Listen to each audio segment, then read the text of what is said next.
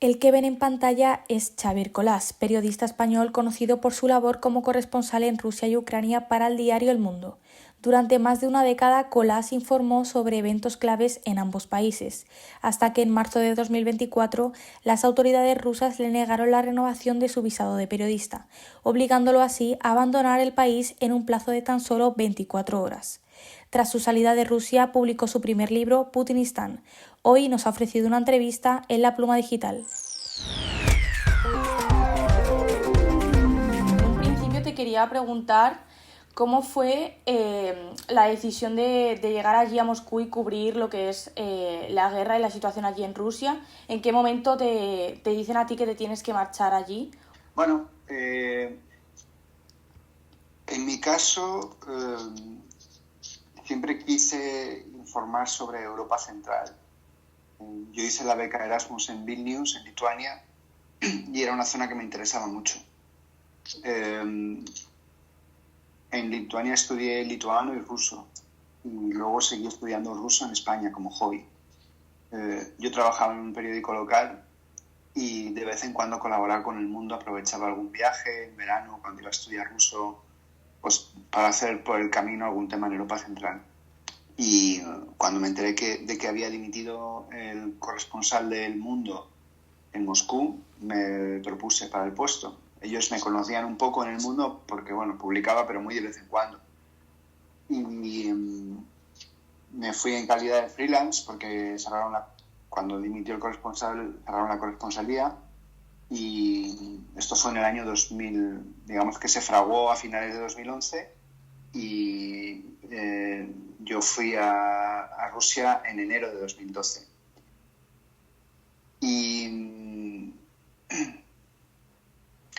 Y empecé a trabajar en febrero, empecé a trabajar incluso en una agencia rusa en RIA Novosti como corrector, porque claro, yo tenía un trabajo de freelance y ya me dijeron que me tenía que buscar algo más. Y así fue como llegué a Rusia, de una manera a lo mejor un poco precaria, porque tenía varios trabajos.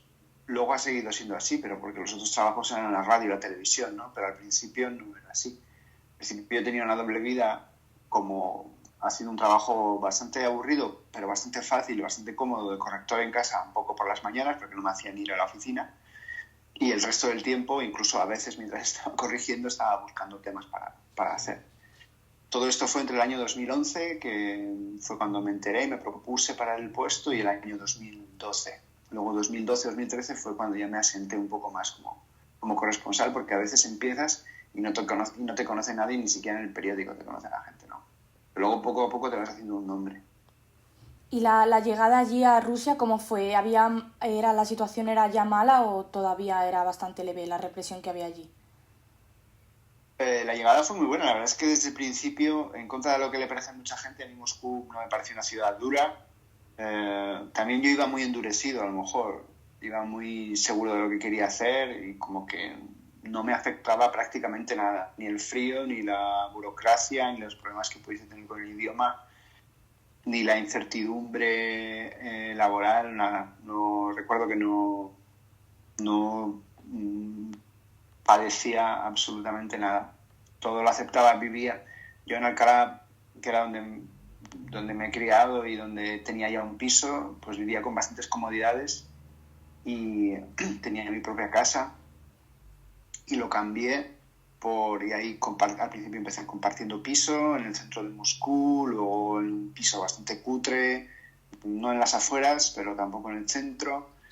Y en cuanto a los problemas con la policía o la represión, a nosotros no nos afectaba, porque la dictadura de Putin siempre ha sido una dictadura, o durante muchos años fue la desmovilización de la mayoría y la inmovilización de una minoría. Así que ni siquiera a la mayoría de los rusos les afectaba. Les empezó a afectar muy recientemente con la guerra, primero con la movilización, primero con las leyes de censura que se extienden a todo, incluso a redes sociales, y después con la movilización de hombres en edad de luchar. Pero en aquellos años, en 2012, incluso para los que se manifestaban, como Navalny, que lo empezamos a conocer entonces, Ilya Yashin, etcétera, 2011, 2012, la represión era relativamente leve desde el punto de vista de los castigos. Navalny entraba y salía de la cárcel constantemente. En cambio, en 2021 entró y no salía. Te iba a preguntar también en qué momento notaste tú que se produjo un cambio respecto a la llegada de Putin en cuanto llegaste a Moscú a cuando te fuiste allí. ¿Cuándo notaste que ya la represión aumentaba cada vez más y era más difícil estar allí en esa situación?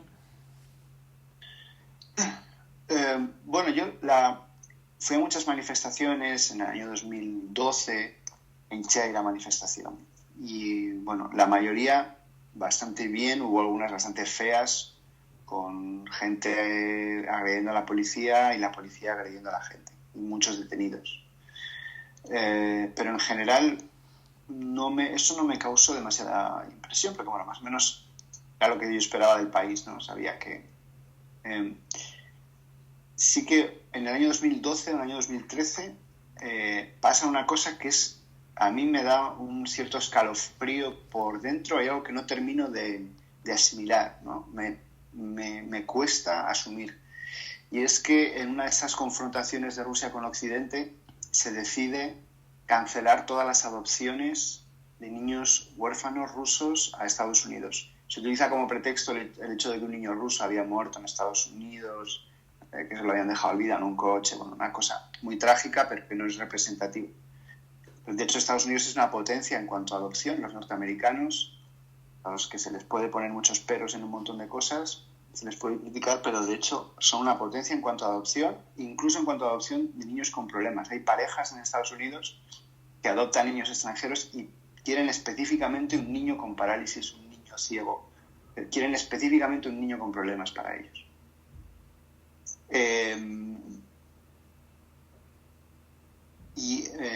El hecho de que se cancelase eso, yo hice un reportaje bastante normalito seguramente sobre el tema. Había mucho más que contar que lo que yo escribí, ¿no? Pero suponía una sentencia para un montón de niños que no iban a tener ya la oportunidad de eso. Y eso recuerdo que a mí me sacudió un poco por dentro, aunque no fui capaz de darle recorrido periodístico tanto como tenía, ¿no? Pero sí que no me entraba en la cabeza que alguien pudiese ser tan malo por muchas ganas de confrontar con Estados Unidos que tengas, ¿no? Pero que se lo hagas pagar a niños huérfanos rusos de tu país, ¿no? Eso fue la primera cosa del régimen que yo dije, ostras. Pero esto fue en el año 2012, 13, finales del 12, 13 seguramente, ¿no? Todavía estaba, yo creo que Medvedev de presidente. Putin ganó las elecciones en marzo de 2012, llegó al Kremlin, juró en mayo. Esto no sé cuándo fue, seguramente ya estaba Putin de presidente. En todo caso, durante los primeros años lo que sí vimos primero fue un giro ultraconservador del Kremlin. El Kremlin las autoridades decidieron poner en marcha una ley contra la propaganda gay. Eso fue la segunda cosa que a mí dije, ostras, esto tampoco me costó digerirlo. Así como las manifestaciones, veía cómo detenían a gente, luego la gente salía y tal, no sé, me costaba menos encuadrarlo. Pero eso me costó más, porque dije, bueno, pero si aquí no es que no haya gays en Rusia, ¿no? Hay gays en todos los sitios, pero dije, si aquí no hay propaganda gay, si el movimiento gay aquí no está desarrollado, no hay desfile del orgullo gay, ¿no? Probablemente no le dimos... Yo creo que yo fui el primer periodista de medios españoles que se interesó por ese tema, porque probablemente como llegaba de nuevas me llamaban más la atención las cosas y los otros estaban con temas que ya llevaban en marcha un tiempo, ¿no? Y me acuerdo que hice la noticia, pero probablemente no le dimos todo el recorrido periodístico que tenía, porque lo que estaban haciendo era un experimento social, y la ley contra la propaganda gay que se aprueba en aquel entonces, entre 2012 y 2013, no tiene como objetivo reprimir solo a los gays, sino también a cualquiera que se mueva en la sociedad. Y como ves, fueron pasando cosas y nosotros fuimos un poco por detrás de los acontecimientos, ¿no? Porque ahora es más fácil analizarlo, pero en aquel entonces era, pero pues aquí casi no se ve a los gays, ¿no? Porque tal. Luego, en el año 2013, fue ese año donde se consumó el giro conservador, hacían cosas que realmente no entendías para qué, ¿no? Reprimían cosas que eran muy pequeñas. En el 2014 nos sorprendió la toma de Crimea. Fue la primera vez desde la Segunda Guerra Mundial que se movían las fronteras en Europa. O sea, que un país crecía en un sentido, ¿no? Y eso también fue un antes y un después. Porque ahí Putin realmente hackeó el país. Creó un país, empezó a crear un país nuevo, y cuando creas un país nuevo es difícil para la oposición volver al anterior. Es difícil para la oposición tener alguna oportunidad, ¿no? Porque como que cambias el decorado. Y si tuviese que mencionar año 2018-19, porque en aquellos años empiezan a hacer listas negras de medios de comunicación, a usar de manera más indiscriminada la ley de agentes extranjeros, a señalar organizaciones como indeseables. Pero, de nuevo, se están centrando en los liberales, en gente relativamente minoritaria, ¿no? Y también nos llama la atención de por qué esta gente no tiene tantos lectores, no tienen tantos seguidores. ¿Por qué impiden a este alcalde presentarse? No es una ciudad tan grande, ¿no? Están reprimiendo lo pequeño porque siempre matan lo pequeño antes de que crezca. Y eso fue otro aviso, que nosotros a lo mejor, yo le hubiese dado más recorrido si estuviese ahora ahí, ¿no? Y luego, por último, el inicio de la guerra. El inicio de la guerra, ahí de repente se desata una represión indiscriminada. Caen completamente las caretas. Bueno, por supuesto no. He olvidado algo muy importante, que es el envenenamiento de Navalny en el año 2020. Lo envenenan, lo intentan matar, y a partir de ese momento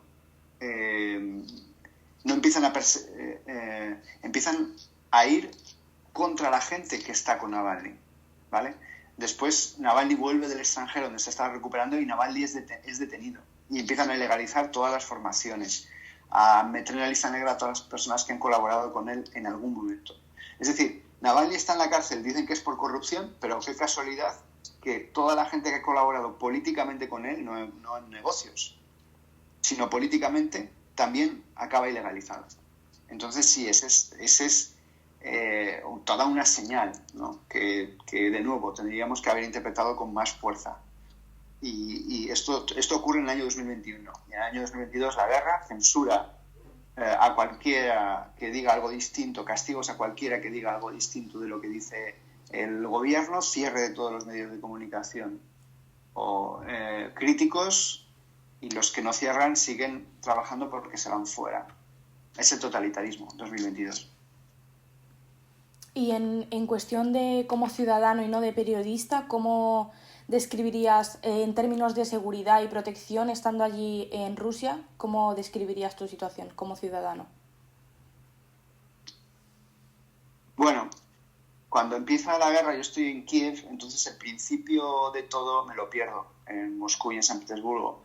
Sé que hay manifestaciones, hay gente que va a manifestarse contra la guerra, y son reprimidas con muchas detenciones. Se empiezan a crear casos cada vez más. Yo cuando vuelvo en marzo, finales de marzo, mediados de marzo de 2022. O sea, no ha pasado ni un mes del inicio de la guerra, y bueno, sí que noto muchas cautelas, la gente en estado de shock. Yo también estoy preocupado porque la policía va parando a los periodistas. Dejo de grabar falsos directos en la calle, o de hacer directos en la calle, y los hago en el balcón de la casa que tengo entonces. En el sitio de directos, donde a veces los hacíamos, que bueno, las empresas, las televisiones contratan un estudio por 10 minutos y un satélite por 10 minutos. No, cerraron durante un tiempo, y cerraron porque tenían miedo de que lo que nosotros digamos en el directo les supusiese cárcel o una multa a ellos, ¿no? Son cámaras rusos, realizadores rusos que están ahí trabajando, eso es un negocio, y que no saben lo que estamos diciendo porque ellos no intervienen y tampoco nos entienden lo que estamos diciendo, ¿no? Porque estamos hablando en español y ellos hablan en ruso, en español, otros en francés, lo que sea. Entonces, para que te hagas una idea de cómo estaba la cosa. Y todos tratamos de protegernos a nuestra manera, ¿no? Pero de seguir trabajando. Yo llego a un acuerdo con el periódico porque en principio no quieren que yo vuelva a Moscú porque piensan que me pueden detener para intercambiarme por alguien, por Pablo González o por quien sea. Y bueno, tiene su gracia, ¿no? Porque yo llegó a Madrid después de estar 2 semanas en Kiev, en Ucrania en general, los bombardeos y todo eso, ¿no? Y parece que, digo, bueno, ahí no habéis tenido miedo de que esté en Kiev y ahora tenéis miedo de que vaya a Moscú. Y alcanzamos un acuerdo mediante el cual yo voy a estar 1 semana sin escribir y después voy a evitar escribir la palabra guerra. Esa semana que estuve sin escribir, que estuve como civil, se puede decir, llegué a Moscú y estuve 1 semana sin escribir. Fue muy difícil porque realmente te quitas el traje de periodista cuando no escribes y tienes más miedos. Ya me convertí un poco en mi padre. Tienes más miedos porque, no sé, no te metes en el papel y por primera vez lo vi desde fuera, ¿no? Le di muchas más vueltas a la cabeza. Luego empecé a escribir y luego al poco tiempo empecé a llamar a las cosas por su nombre y a decir guerra. Y seguí trabajando con la confianza en que si a mí me pasaba algo, los periodistas extranjeros siempre estamos más protegidos porque si nos ocurre algo, si nos detienen, se va a montar mucho más parda que si es un periodista ruso. Y además seguramente saldremos al final de la cárcel con un intercambio. Nos tocará pasar 1 año o 2 años difíciles, pero bueno, conforme fue pasando el tiempo, la situación se complicó más todavía. Yo ya estaba mentalizado de que es posible que me detuviesen. No, tampoco lo comentaba con nadie, ¿no? Pero bueno, me hice un poco la idea y estaba dispuesto, sabía que sería un precio que tendría que pagar, que no sería una condena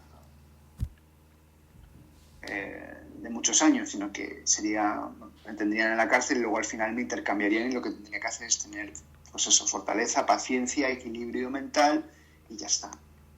Y ya está. Entonces, bueno, tampoco lo pensaba mucho, ¿eh? Pero...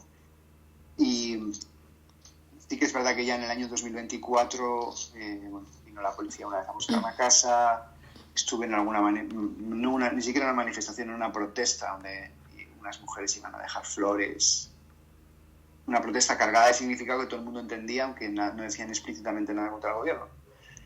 Y ahí detuvieron a un montón de compañeros míos. Vamos, yo me libré por 2 minutos porque reaccioné rapidísimo y me esfumé sin despedirme ni nada. Estaba terminando la manifestación y vi lo que estaba pasando y me di la vuelta, me puse la capucha en el abrigo y salí caminando con la mirada así para abajo y ya está. Y eso sí, esos meses sí que ya fueron un poco más duros porque realmente ahí recuerdo que lo comenté, que dije, por primera vez tengo dudas de que nos comamos el turrón, de que me coma yo el turrón en Moscú. Y en efecto, en marzo no me renovaron el visado y me tuve que marchar en 24 horas. Ahora te quería hablar también sobre cómo fue eso de que los rusos te llamaron la atención diciéndote que ya te tenías que volver a tu país. Y si crees que para ser periodista de guerra se necesita ser valiente. Hombre, se necesita ser valiente para ser periodista en cualquier esfera, incluso en el periodismo local, donde yo estuve 10 años. Porque te vas a encontrar con un montón de cosas contra ti, ¿no? Entonces, siempre el sistema, la gente va a poner resistencia. Incluso aunque estés haciendo la cosa más anecdótica, siempre hay resistencia de la gente, el sistema, los gobiernos, la vida misma. La información no fluye como en los ríos, ¿no? Esto es lo primero que yo creo que tendría que haber tenido en cuenta cuando empecé a trabajar en esto. Periodista de guerra, si hace falta valentía, sin duda, porque más que nada porque vas a estar ahí, quieras o no, es decir, la guerra, vas a estar ahí metido y Yo creo que si tienes mucho miedo... A ver, es que, mira, yo conozco a periodistas que se han metido mucho más en el frente que yo y que han estado mucho más tiempo en el frente que yo. Mucho más. Compañeros y compañeras que... Y yo creo que es gente que tiene más miedo que yo. En situaciones en Kiev yo veía que tenían más miedo que yo. Pero luego fíjate todo lo que han hecho. Luego, una cosa que ocurre es que el miedo que has pasado no le importa a nadie. No le importa a nadie. O sea, cuando vuelves de ahí, si no te falta ningún brazo, ninguna pierna, no te han detenido y tal, todo el mundo dice, no, ya está, ¿no? Muy bien. Y luego tengo compañeros que han vuelto de la guerra y no han vuelto a dormir igual de bien. Vamos, han pasado temporadas sin poder casi dormir y eso no le importa a nadie. No importa a nadie porque como muy aburrido, ¿no? Las cicatrices psicológicas que te deja una situación de estrés. Yo no me di cuenta de eso hasta que no les pasó a mis compañeros de una manera más grave que a mí. Cuando me enteré, porque claro, la gente tampoco habla mucho de eso, ¿no? Pero cuando te lo dicen, pues, mira, tengo este problema y tal, no sé cuál. Por supuesto, ya digo, nadie te va a ayudar, ni en el trabajo te van a decir, ay, pobrecito, si tuvieses un brazo en cabestrillo, pues en el trabajo te dirían, pues no vengas mañana, ¿no? Pero si resulta que no puedes dormir, pues bueno, pues igual es por lo de la guerra, ¿no? No sé, pero bueno, estás bien, despéjate y ya está, ¿no? Y cuando me lo contaron, y la verdad es que lo pensé, dije, es verdad, mira, yo desde 2014 tampoco duermo igual, desde la primera vez que estuve ahí. Y nunca me lo había planteado quién tiene la culpa de eso, ¿no? Pero claro, la culpa de eso es el trabajo. Entonces, por hacer un trabajo, que al fin y al cabo es un trabajo, tú vas, lo haces lo mejor que puedes, piensas que con lo que estás haciendo ayudas a que no sea mejor, también estás contento porque ganas más dinero como freelance, te dan varias satisfacciones, ¿no? También te resulta muy interesante, la gente te sigue en internet y tal, bueno, el trabajo, ¿no? Pero al fin y al cabo estás haciendo el trabajo, un trabajo, ¿no? Y luego resulta que, aunque pensabas que habías vuelto de una pieza, pero no has vuelto igual. Respecto a estas secuelas psicológicas que dices, ¿crees que te arrepientes de alguna manera de haber ido allí a Moscú? No, que va. En Moscú es la ciudad donde he sido más feliz en mi vida. He tenido muchísimos años buenos.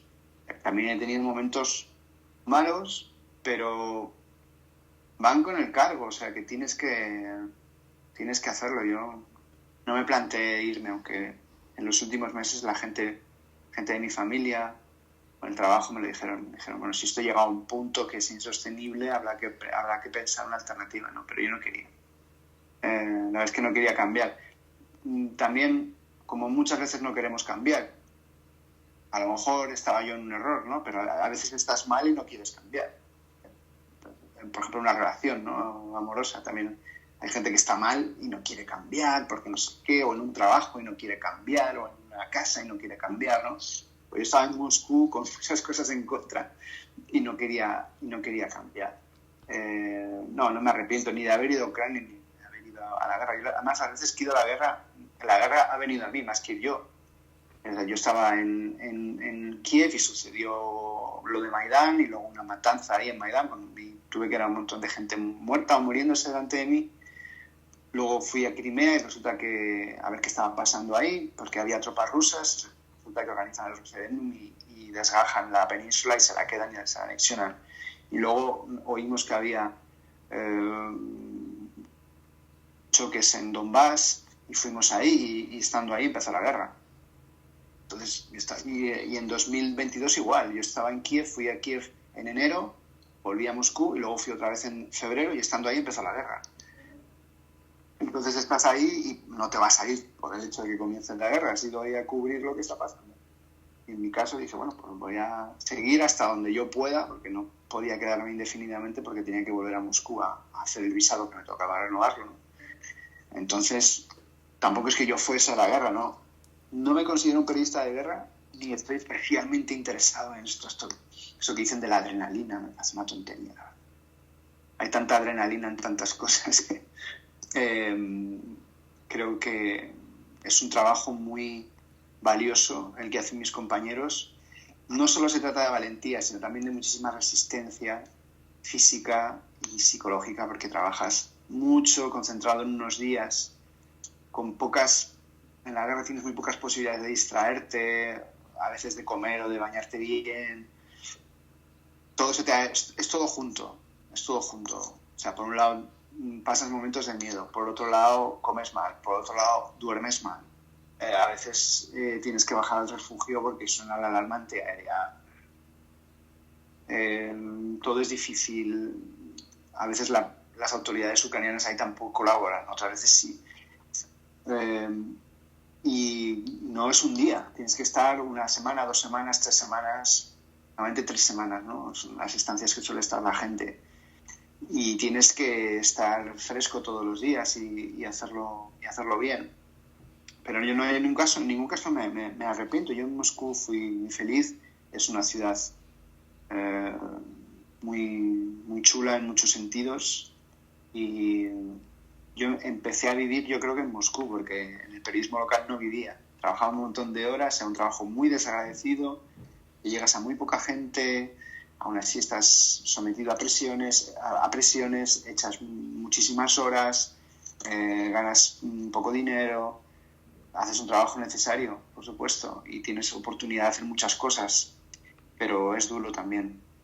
Y en Moscú, sobre todo en Moscú, trabajando desde casa, con la redacción lejos, los jefes lejos, pues pude incluso vivir. A veces la gente me decía, él es corresponsal. Pues qué duro, ¿no? Porque aquí de repente estás en Moscú y de repente pasa algo y no puedes... ibas a ir al cine y no puedes, y en el último momento no puedes ir al cine. Y bueno, cuando trabajaba en prensa local, no era que en el último momento no pudiese ir al cine, es que yo me levantaba y sabía que no iba a llegar al cine, ¿vale? Así que no, en Moscú muy bien, el balance es, para mí, buenísimo. Y durante la guerra te quería preguntar si destacas o recuerdas algún momento que te llamara la atención respecto a algún testimonio humano o alguna experiencia que tuviste que te marcó. Bueno, yo estaba en Kiev, visto algo en perspectiva, comparado con lo que hacen mis compañeros que están en el frente cada 2x3, pues no es gran cosa, ¿no?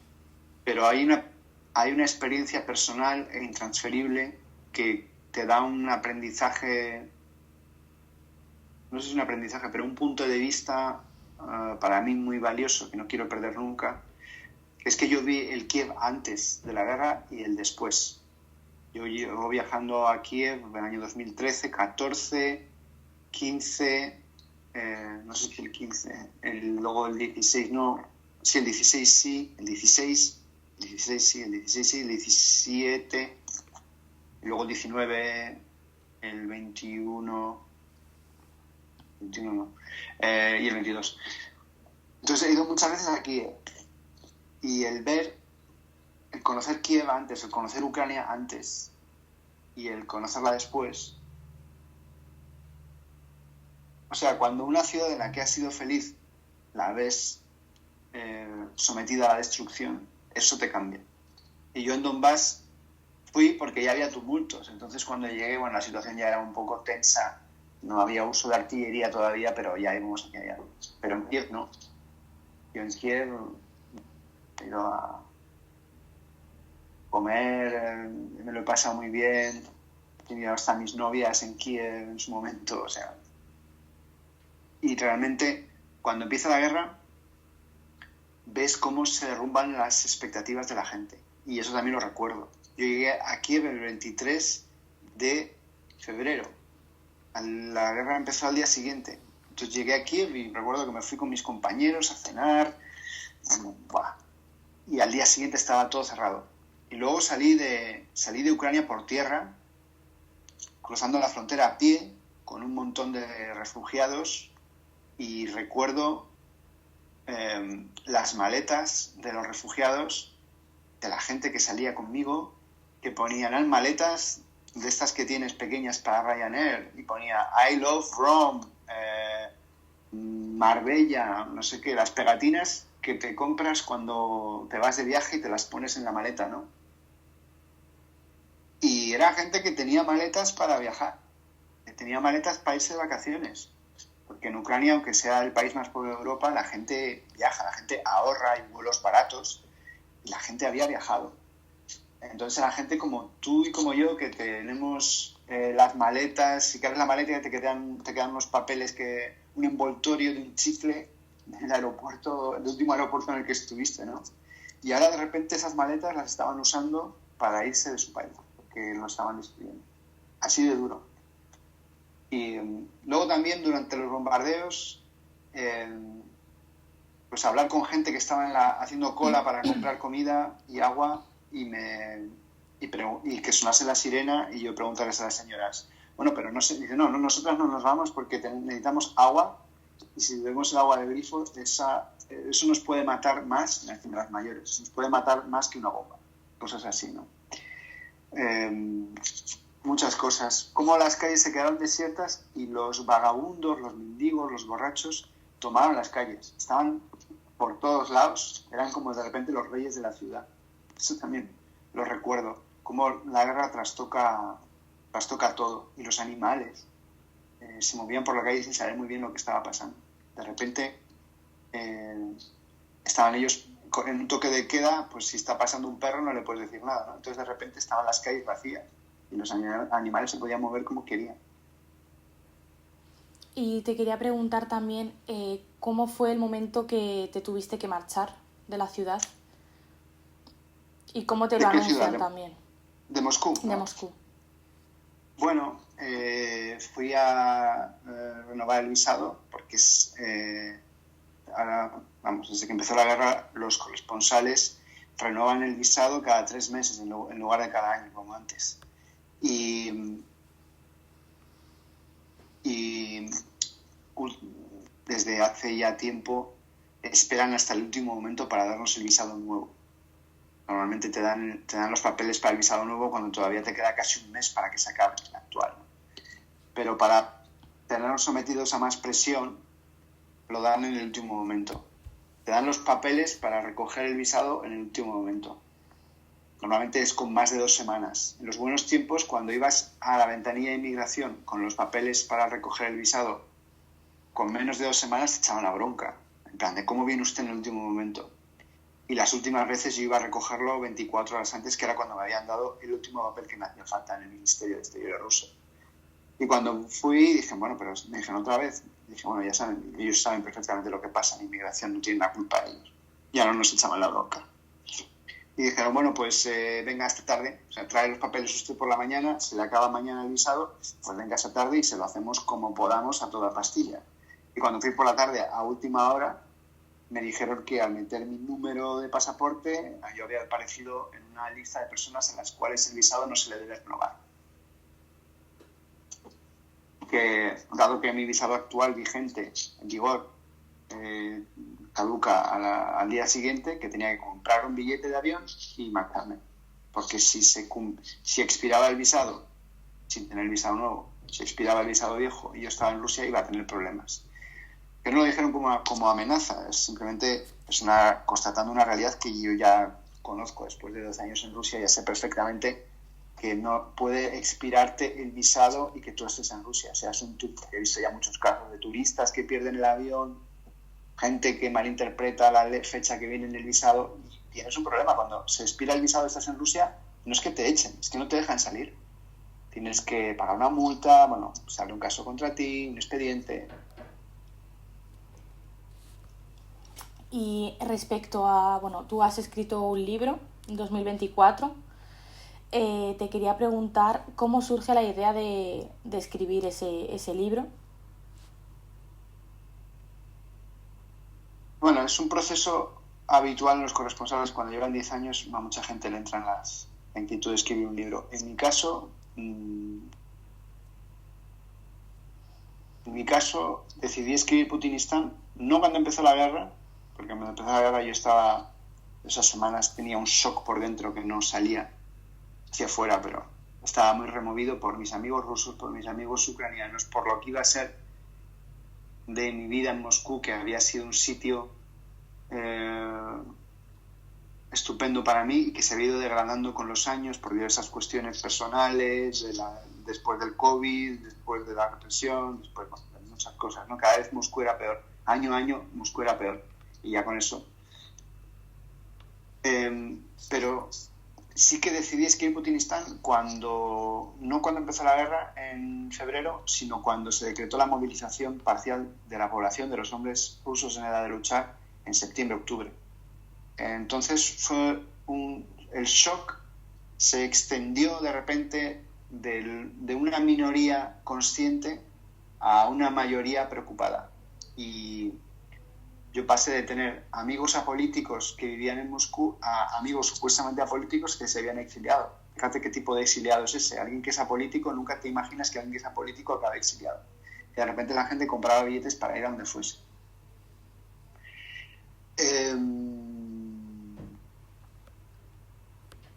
Y en ese momento fue cuando decidí escribir Putinistán, porque, no sé, tomé perspectiva de la trayectoria que había llevado el país y pensé que había que explicar esa pérdida, el enloquecimiento del país gracias a la pérdida de la libertad y la pérdida total de la libertad como resultado del enloquecimiento del país. En cuanto a consecuencias geopolíticas, ¿qué crees, qué consecuencias cree que ha tenido la guerra para Moscú y cómo describiría esa ciudad ahora? Bueno, por lo que me cuentan, el estado de ánimo es regular. Ya la guerra dura bastante tiempo, la gente está sujeta a restricciones. Aún así, el gobierno ha conseguido que la guerra sea algo relativamente distante para la gente. No es la guerra de todos, es la guerra de una persona. Es la no guerra, ¿no? El gobierno trata de que sea la no guerra. Moscú ha cambiado en la medida en que se han ido muchas franquicias, muchas empresas internacionales, multinacionales, pero sobre todo ha cambiado en que la gente ahora tiene que tener mucho más cuidado con lo que hace y con lo que dice. También la debacle del rublo ha hecho que suban los precios, ahora mismo están muy altos, especialmente en el plano de la comida y de salir por ahí. Entonces la ciudad está un poco... Yo llevo ya un año sin estar ahí, ¿no?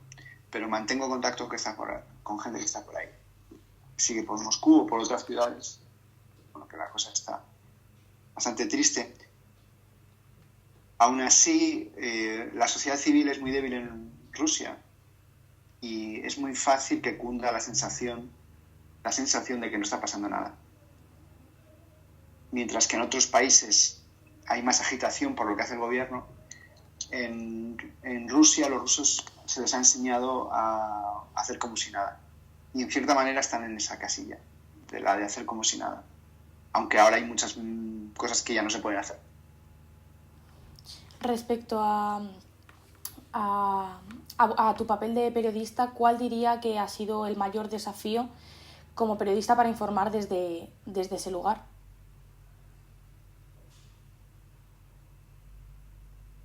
El mayor desafío muchas veces es que hay gente que tiene miedo a hablar. Y entonces cuesta conseguir, cada vez es más difícil conseguir testimonios. Aunque la gran enseñanza que yo he recibido como periodista es que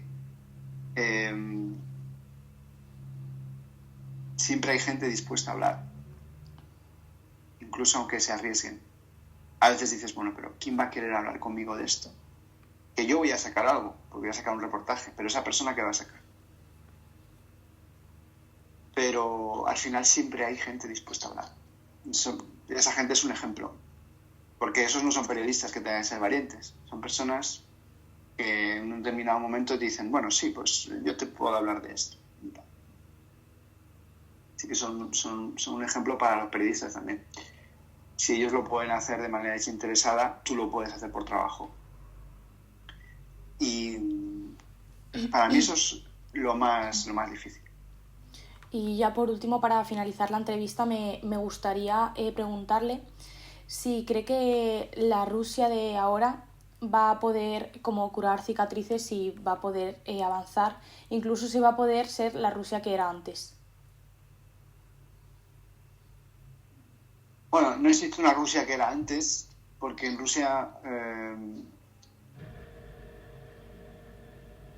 yo en Putinistán utilizo una cita de un libro que se llama El amante, de Margarit Duras. No sé si lo conoces. No. Al inicio del libro, yo lo conocí por la película. Y luego descubrí que había un libro escrito. Y al principio, es la historia de una chica adolescente. Y al principio del libro, y yo lo cito en Putinistán, al principio del libro dice: muy pronto en mi vida fue demasiado tarde, dice la chica. Muy pronto en mi vida fue demasiado tarde. Y eso es un poco lo que ocurrió en Rusia. Muy pronto fue demasiado tarde. En Rusia no hubo una transición que saliese bien, y como resultado de eso tenemos una dictadura ahora en ese país. No hay un lugar al que volver. No existe ni siquiera una segunda república como tenemos nosotros, con sus imperfecciones, pero algo a lo que, aquí hubo en su momento una república. Podríamos tener ahora, una monarquía parlamentaria, que es lo que tenemos ahora, o tal vez una república. En Rusia no existe eso. En Rusia existe el experimento democrático muy convulso de los primeros años de los 90, o la media de los 90, más o menos. Eso es lo único que hay. Cerrar heridas, sí. Yo siempre digo que la democracia tiene una oportunidad cuando la gente se convence de que la dictadura no funciona. Y tal vez hay un momento en el que la gente se dé cuenta de que la dictadura no funciona y que en lugar de estar resolviendo alguno de los problemas que tienen, los está creando. Así que sí que creo que hay una oportunidad para Rusia, aunque no está nada escrito. No está nada escrito. No está garantizado que después de la dictadura llegue la democracia. Eso fue válido en España, pero en Rusia, después de la URSS, el experimento no se ve bien.